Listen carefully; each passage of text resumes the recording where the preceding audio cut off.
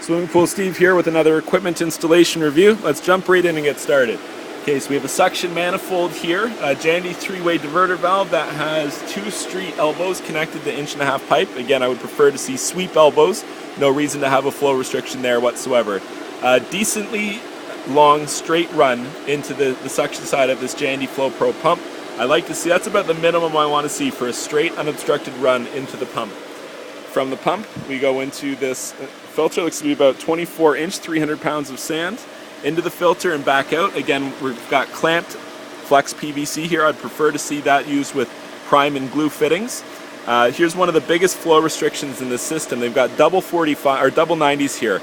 This could have been accomplished with 245s. That would be less than half of the flow restriction that you see there. No reason to have that extra flow restriction at all.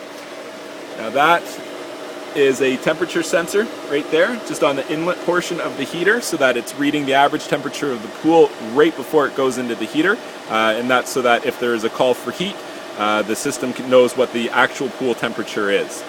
These 2 gray pipes you see are CPVC nipples. That's special heat rated PVC. Those nipples come with the heater. While I'm here, I see that this heater is not bonded, which is not how it should be. That should be bonded, as should the pump be as well. Which it is also not. As you've seen in these videos, that's actually very common, but it doesn't make it correct. So out of the heater, and we go down into, this should be a Nature 2 system here. So that's a colloidal silver injection system. Silver is a natural bactericide, so it will kill bacteria. But on the flip side of that, you will be swimming in water that has silver in it, that you will be absorbing into your water, or absorbing into your skin. Humans don't really process heavy metals well, and as a result, metals that you absorbed into your body will probably always be there. So it's a lifelong exposure issue. The more you're exposed to in your life, the higher those levels will be in your body. These systems work great. They do reduce your chlorine demand, but at a price.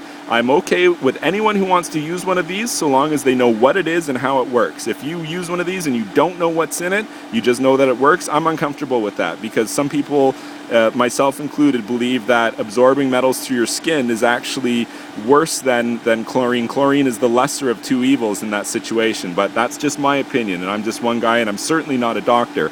But if you have one of these and you don't know what it is or why it works, then I don't want to see you using it. If you know what colloidal silver is and you're comfortable with the levels that you're exposed to, then by all means use it, because it sure does work. So out of that system, we've got a union for winterization access, sweep elbow into a return manifold. Again, street elbows going down on both sides. No reason to have those street elbows there. It's the bane of my existence, I think you could say. People installing street elbows when sweep elbows really are what the system is calling for. Further to that, let's take a look here. Here we've got a nice big Hayward's 2 pump, Super Pump 2. This is a high head application pump. In this situation, it's being used for a large rock waterfall. Again, we've got its long suction line right into a street elbow, into a union, into a male adapter, into the pump. That's a huge amount of flow restriction right there on the type of pump that you specifically do not want to restrict flow on. This thing is made to move water, and lots of it, and like that, you're making it work extra hard. That is actually a sweep elbow you see, but the size is not correct. That to me looks like 1.25 inches at best. And I'm uncomfortable with that being directly on the outlet side of this pump. I would have preferred to see a piece of straight pipe, perhaps even 20 inches long, coming out the top, and then connecting over into these fittings back down towards the water feature. This pump is also not bonded, which it should be.